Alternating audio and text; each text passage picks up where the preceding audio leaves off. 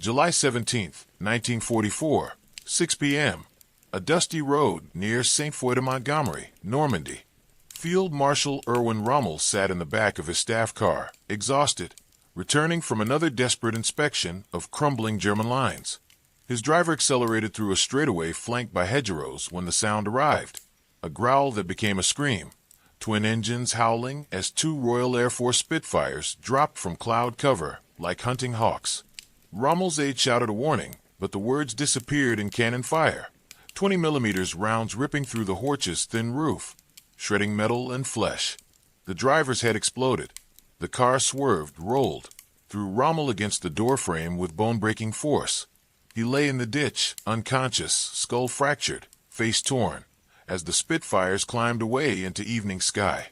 2 weeks earlier, a Gestapo officer in Berlin had written in a report, Rommel questions the Führer's judgment. He speaks of negotiated peace. He is weak, infected with defeatism. He has forgotten that loyalty is Germany's highest virtue. The Gestapo officer believed Rommel was simply losing his nerve, that the Desert Fox had gone soft after too many defeats. What he didn't know was that Rommel had already crossed a line from which no field marshal could return.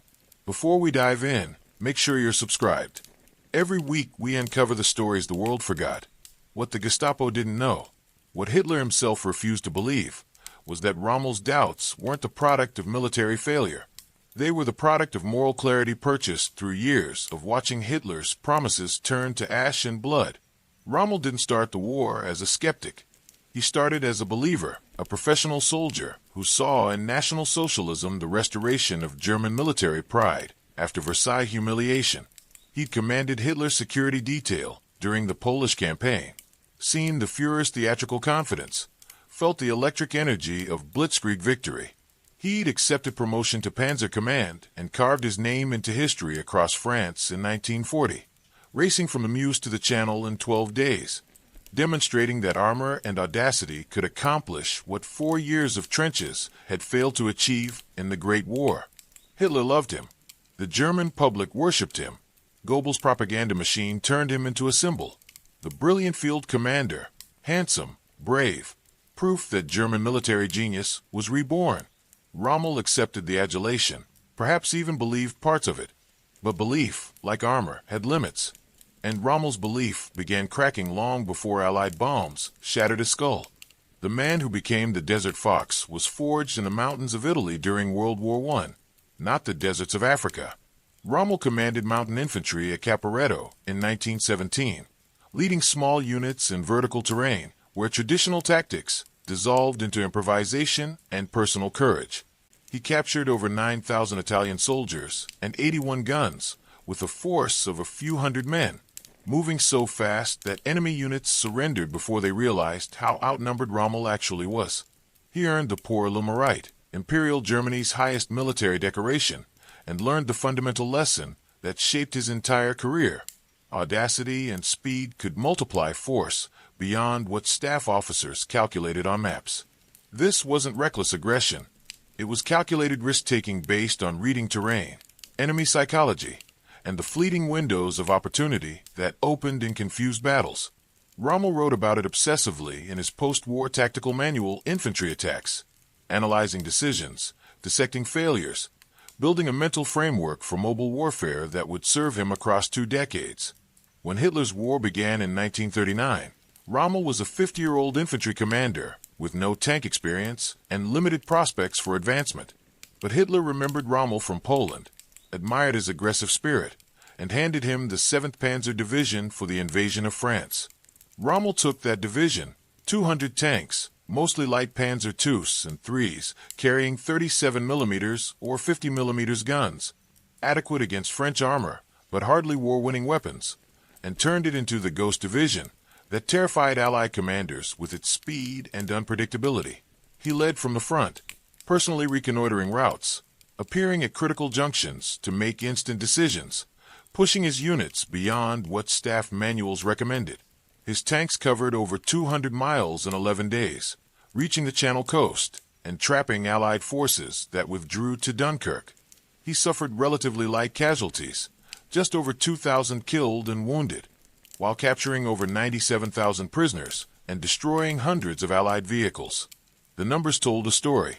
Aggressive movement under competent leadership could win campaigns in weeks that previous wars took years to resolve. Africa came next, and with it the legend.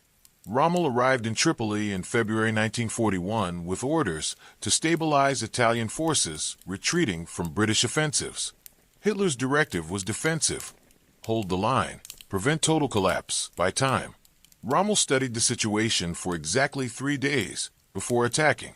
His Afrika Korps, initially just 2 divisions, the 5th Light and 15th Panzer, drove east across Cyrenaica, recapturing territory the Italians had lost, pushing British forces back to the Egyptian border, creating headlines across the world. Rommel became synonymous with panzer warfare at its finest: rapid maneuver, aggressive exploitation, personal leadership that inspired exhausted soldiers to attempts they thought impossible. His tanks, the Panzer III and IV, weren't superior to British Matildas or Crusaders in armor or firepower. The Panzer III carried a 50mm gun, firing a 5-pound armor-piercing round at velocity sufficient to penetrate most British tanks at combat ranges under 1,000 yards. The Panzer IV's short-barreled 75mm was designed for infantry support, not tank killing, though Rommel used it brilliantly in combined arms formations. What made the Afrika Korps dangerous wasn't technical superiority. It was Rommel's understanding of desert warfare as three-dimensional chess: space, time, logistics, and morale, all interactive variables that could be manipulated if you thought faster than your opponent. But even in Africa's early victories, cracks appeared in Rommel's relationship with Berlin. Hitler promised supplies and reinforcements that arrived sporadically or not at all. Rommel requested fuel and received congratulations instead. He needed trucks and got medals. The Wehrmacht's logistics system prioritized the Eastern Front, where millions of soldiers consumed millions of tons of supplies, fighting the Soviet Union. Africa was a sideshow, a theater kept alive for prestige and to threaten British Mediterranean control, but never resourced adequately for the ambitious objectives Hitler casually ordered. Rommel improvised, capturing British supply dumps, recycling destroyed vehicles, running his divisions on scraps and willpower. He won battles, Gazala, Tobruk, drives that pushed the British back to El Alameин's gates, but each victory consumed resources he couldn't replace. He wrote letters to his wife Lucy describing the frustration. Brilliant tactical success undermined by strategic neglect. He began to understand that Hitler's war was operationally incoherent, a collection of simultaneous campaigns pursued without adequate resources or realistic objectives. The breaking point in Africa came not from British guns, but from mathematics. By late 1942, Rommel faced Bernard Montgomery's 8th Army at El Alamein with a force that existed more on paper than reality. He commanded roughly 100,000 men and roughly 500 operational tanks, but fuel reserves measured in days, not weeks. Ammunition stocks ran critically low. Spare parts didn't exist. German soldiers went on half rations. Montgomery supplied through Alexandria and the Suez Canal, assembled 200,000 men and over 1,000 tanks, backed by artillery that outnumbered Rommel's guns 3-1 and air power that dominated the sky completely. The battle began on October 23rd with a bombardment that reminded veterans of World War I. Over 800 guns firing for hours, pulverizing German positions, followed by infantry and armor grinding through minefields under searchlight beams. Rommel fought with his usual tactical skill, counterattacking, shifting reserves, inflicting heavy casualties. But skill couldn't overcome arithmetic. Montgomery had replacement tanks and shells. Rommel had requests to Berlin that went unanswered. On November 2nd, with his army disintegrating, Rommel sent Hitler a message. The Afrika Korps faced annihilation. He needed permission to retreat, to save what remained of German forces for future defense. Hitler's reply came swiftly, transmitted via radio in language that permitted no interpretation. Victory or death. You will hold your position without regard to consequences. Every soldier must fight where he stands. Retreat is forbidden. Rommel read the message in his command post, hands shaking. It was military insanity, ordering men to die for no tactical purpose. sacrificing divisions to preserve Hitler's fantasy of invincibility. Rommel disobeyed. He ordered retreat on his own authority, pulling his forces back across Libya in fighting withdrawal that saved roughly 30,000 Germans and Italians from capture or death. He violated a direct Führer order, committed the ultimate military insubordination in a regime that shot officers for lesser infractions. He did it because the alternative was meaningless slaughter, and somewhere in his Prussian officer's soul, Rommel still believed armies existed to defend nations, not serve dictators' delusions. The retreat from El Alamein to Tunisia covered over 1,300 miles through November and December 1942, a nightmare of rearguard actions, fuel shortages, and dive bomber attacks from Desert Air Force Kitty Hawks and American P-40s that hunted German columns with impunity. Rommel's army shrank daily, vehicles abandoned for lack of fuel, tanks knocked out by British pursuit, infantry units overrun when they ran out of ammunition. By the time Afrika Korps reached Tunisia and linked with newly arrived German forces sent to hold North Africa, Rommel commanded the shell of his former divisions. He wrote in his diary, dated December 1942, "The war is lost. Not here, not in Africa. The war itself. Germany fights enemies that can replace losses faster than we can inflict them, led by a man who cannot distinguish between political will and military reality. The troops deserve better. Germany deserves better." Tunisia became Rommel's laboratory for testing whether tactical brilliance could compensate for strategic failure. Answer: it couldn't. American forces joined the battle, green but numerous, equipped with Sherman tanks and infinite artillery shells. British forces pressed from the east. The Allies controlled the air completely, turning daylight movement suicidal. Rommel won his last significant victory at Kasserine Pass in February 1943, smashing unprepared American units with classic panzer tactics, reconnaissance to find weak points, concentrated armor to exploit them, aggressive pursuit to create panic. He killed over 3,000 Americans, captured another 3,000, destroyed hundreds of vehicles. But victory changed nothing. Within days, American reinforcements arrived, replacing losses immediately, while Rommel's destroyed tanks remained destroyed, his casualties irreplaceable. He saw the future clearly. Germany faced enemies with infinite resources, led by competent enough commanders. Brilliance at battalion level couldn't overcome industrial dominance at strategic level. Hitler recalled Rommel from Africa in March 1943, ostensibly for health reasons, actually to prevent him from surrendering or withdrawing without permission as he'd done at El Alamein. Rommel left behind an army commanded by others, trapped in Tunisia, ordered to fight until annihilation. That army surrendered in May, over 250,000 German and Italian soldiers marching into POW camps, the largest Axis defeat since Stalingrad. Rommel watched from Germany, vindicated and heartbroken. He'd been right about retreat. Hitler had been catastrophically wrong. But being right didn't matter in the Third Reich. Loyalty mattered, obedience mattered, and Rommel's compliance was now suspect. They sent him to Italy as a theater commander, then to France as inspector of Atlantic Wall defenses in late 1943. The assignment put Rommel in position to see Hitler's next strategic fantasy, that concrete bunkers and beach obstacles would stop the inevitable Allied invasion, that German divisions could throw enemies back into the sea through determination and superior tactics. Rommel inspected the Atlantic Wall from Denmark to Biscay and saw the truth immediately. It was incomplete, undermanned, inadequately supplied, and positioned according to Hitler's intuition rather than military logic. The Führer believed Allies would land at Calais, the shortest channel crossing. Rommel studied maps, tides, aerial reconnaissance, intelligence estimates, and concluded Normandy was far more likely. Better beaches, closer to Cherbourg's port facilities, within range of Allied air cover. He tried to explain this to Hitler. Hitler dismissed him, lectured him about willpower overcoming material disadvantages, about German soldiers' superiority, about inevitable victory if commanders just believed sufficiently. Rommel left those meetings shaken, recognizing that he was working for a man disconnected from reality, commanding a military machine fed into a furnace that consumed armies for no purpose beyond postponing inevitable defeat. Normandy crystallized everything Rommel had learned and everything he'd come to fear. The invasion began on June 6, 1944, exactly where Rommel predicted, and exactly when German defenses were least prepared. He was in Germany visiting his wife for her birthday, convinced by weather reports that Allied landings were days away. By the time he raced back to France, over 150,000 Allied soldiers held beaches from Utah to Sword, pouring inland with a logistical apparatus that dwarfed anything German forces could oppose.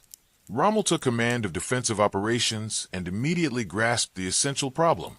Germany couldn't win this battle. The Allies controlled the air completely. Typhoons, thunderbolts, lightnings, Mustangs hunted anything that moved during daylight, turning roads into killing zones and troop concentrations into funeral pyres.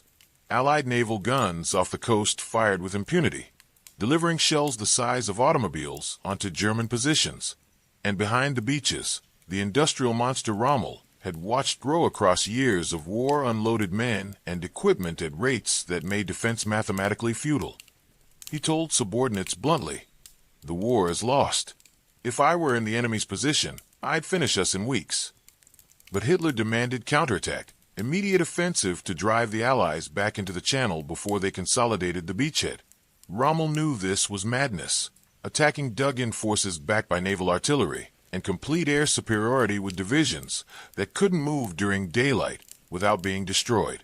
He pleaded for permission to conduct mobile defense, trading space for time, falling back to positions where Allied logistics would stretch thin, conserving forces for counterattacks at moments of Allied vulnerability.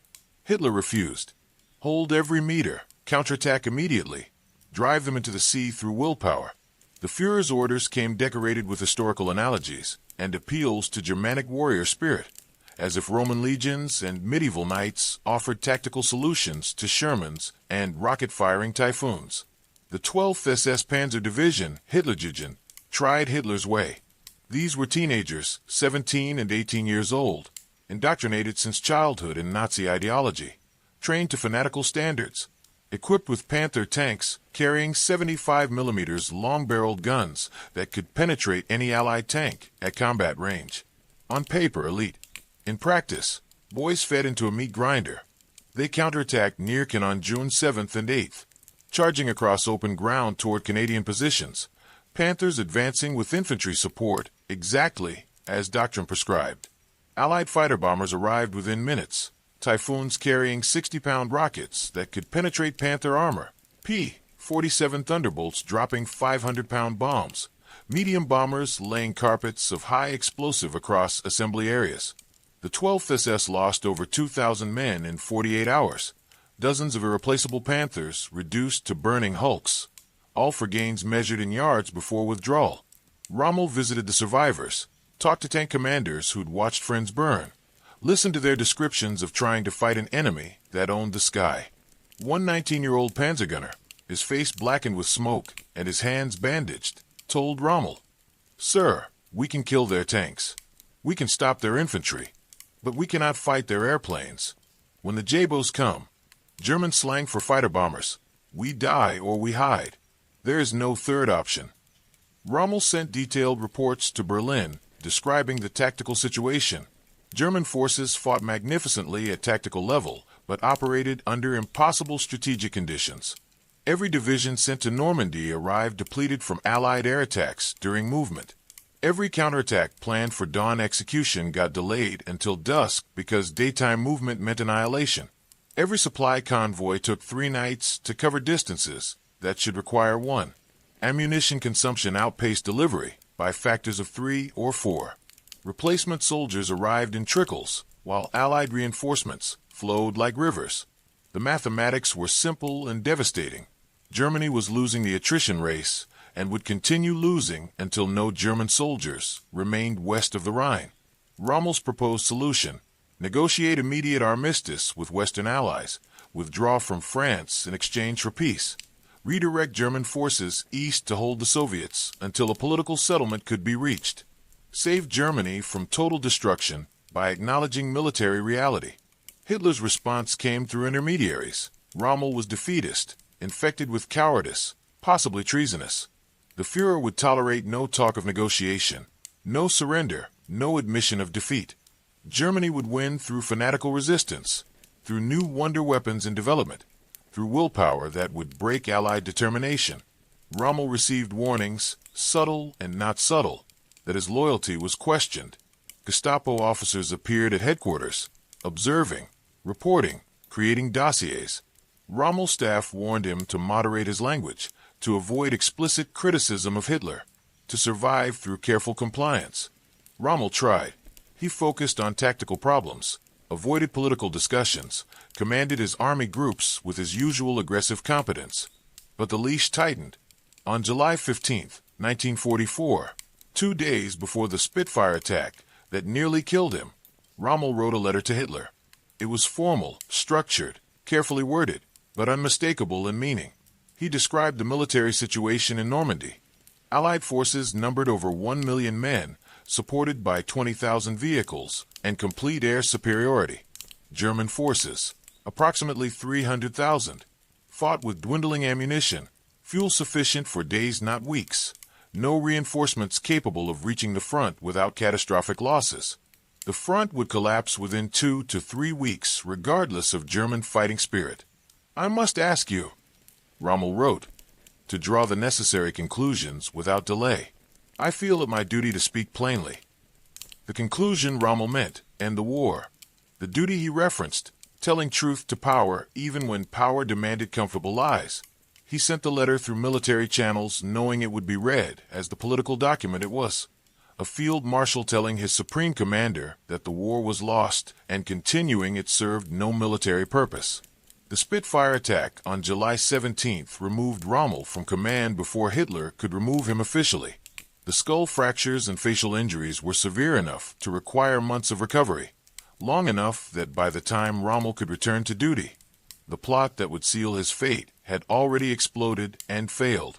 On July 20th, 1944, Colonel Claus von Stauffenberg placed a briefcase bomb under the table at Hitler's East Prussia headquarters during a military conference.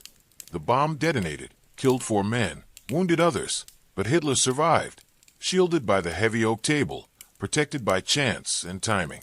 The coup collapsed within hours. Gestapo rounded up conspirators, extracted confessions under torture, widened the net with each name mentioned, and Rommel's name was mentioned repeatedly. The truth about Rommel's involvement remains debated by historians. He knew conspirators. He'd met with anti-Hitler officers. He'd expressed support for removing the Führer from power, for negotiating peace with the West. But whether he actively participated in the July 20th plot, whether he knew the date and method, whether he would have joined a government formed after Hitler's death, these questions have no definitive answers because Rommel never faced trial.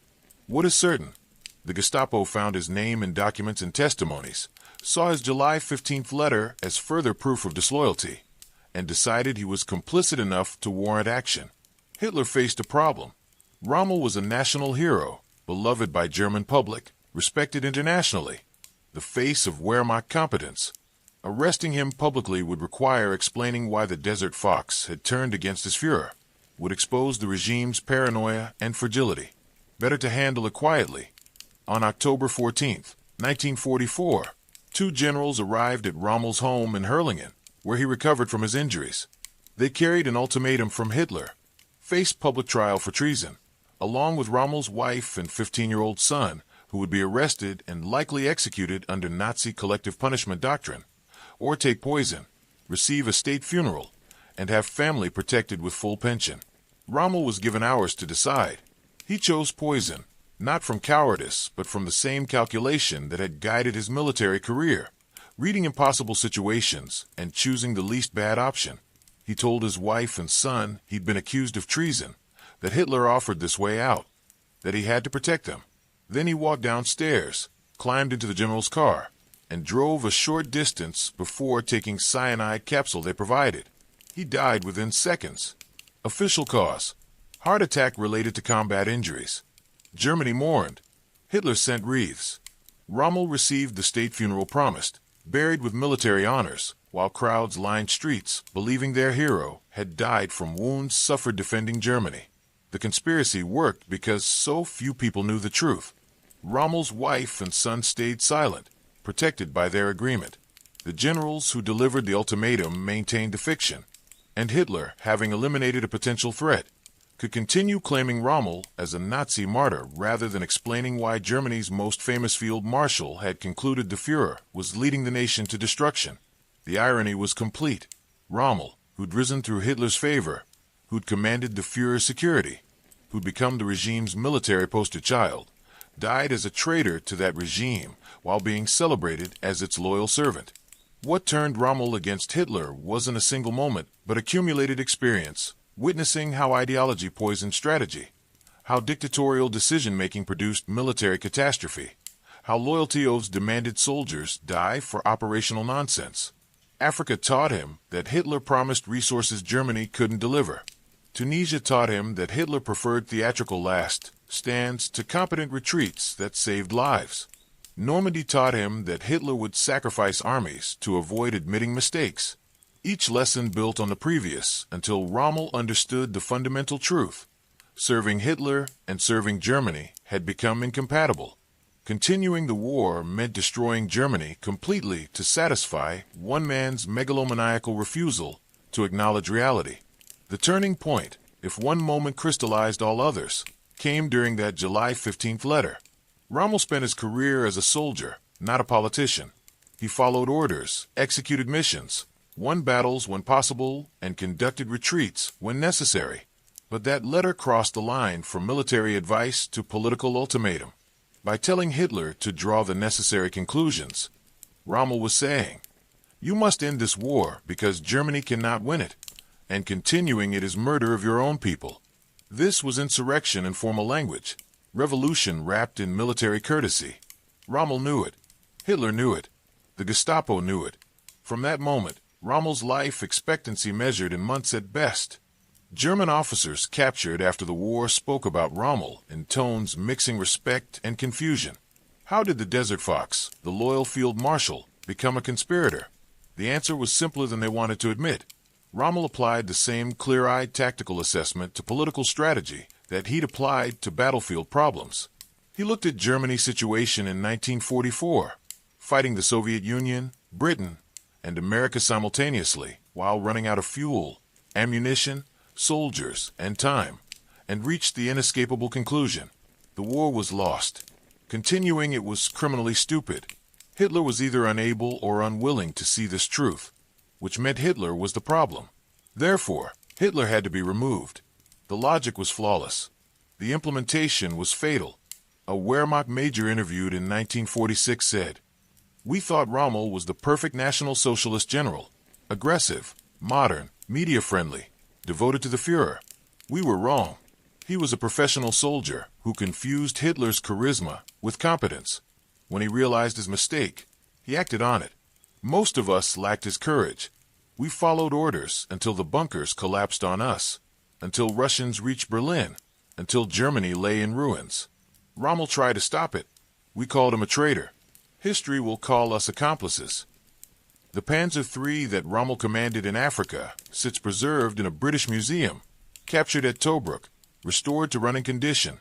Its 50mm gun seems quaint now, inadequate compared to later wars' monsters, Panthers, Tigers, Soviet T-34-85S with their 85mm guns.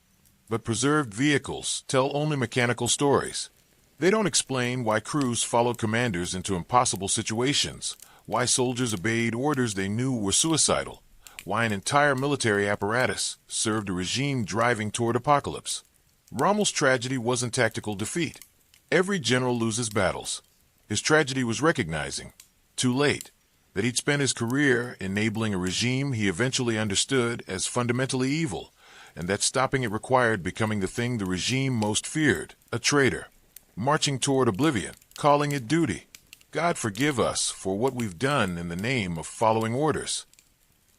The moment everything changed for Rommel wasn't July 20th's failed bomb or October 14th's forced suicide. It was somewhere in Tunisia's dust, or Normandy's hedgerows, or perhaps in a quiet moment reading casualty reports and calculating how many more soldiers would die for a war already lost. The moment came when professional competence collided with moral clarity. when Rommel looked at his Führer's orders and realized he faced a choice: obey and be complicit in Germany's destruction, or resist and be destroyed himself. He chose resistance, executed carefully through military channels and political letters, knowing the likely result. The Desert Fox died not from Allied bullets, but from Nazi poison, murdered by the regime he'd served, condemned for the crime of telling truth in a state built on lies. The Atlantic Wall still crumbles along French beaches, concrete bunkers slowly dissolving into sand and grass. Tourists photograph them, red plaques describing German defenses. Imagine a morning of June 6th when Allied armada appeared on the horizon. The plaques don't mention Rommel's letter, don't explain that the general commanding those defenses had already concluded they were doomed, had already told his supreme commander the war was lost, had already crossed into opposition that would cost him his life. History remembers Rommel as the Desert Fox, the brilliant tactician, the knight of mobile warfare. It should remember him also as the field marshal who chose conscience over loyalty, who valued Germany's survival over Hitler's mythology, who died because he refused to pretend military genius could overcome strategic insanity. That was the moment everything changed, not a bomb or a letter or a Spitfire's guns, but a field marshal's recognition that serving his oath meant defying his Führer, and that Germany deserved better than marching into oblivion under orders. If you love untold stories from history's darkest hours, subscribe and join us on the next mission through time.